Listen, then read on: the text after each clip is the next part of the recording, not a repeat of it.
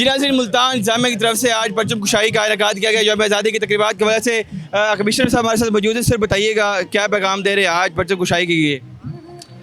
बिस्मिल्लाहिर्रहमानिर्रहीम। हुकूमत पंजाब की, हुकूमत पाकिस्तान की डायरेक्शंस पे इस दफ़ा जश्न आज़ादी को ज़रा मुख्तलिफ अंदाज में मनाया जा रहा है।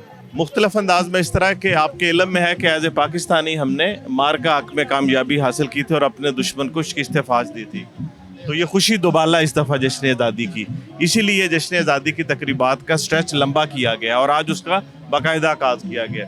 तो मेरी आपके चैनल के तवज्जुह से तमाम पाकिस्तानियों से, खुसूसन मुल्तान डिवीज़न के बासियों से गुजारिश है कि भरपूर तरीके से इस जश्न आज़ादी के अंदर शिरकत करें और बतौर शहरी जो हमारी जिम्मेदारियां हैं पाकिस्तान की तरफ, उनको भी काइंडली अदा करें। जी बहुत शुक्रिया। डिप्टी कमिश्नर साहब वसीम अहमद संधू साहब भी हमारे साथ मौजूद हैं, इनसे बात करते हैं। सर बताइएगा, मुल्तान में जो आज तकरीबात का इनेकाद शुरू हो गया, आगे किस तरह से रहेंगे, किस तरह सेलिब्रेट किया जाएगा? जी बिल्कुल, 1 अगस्त से 14 अगस्त तक हमारा पूरा शेड्यूल है जिसमें बच्चों के तकरीरी मुकाबले होंगे, स्पोर्ट्स की एक्टिविटीज़ होंगी।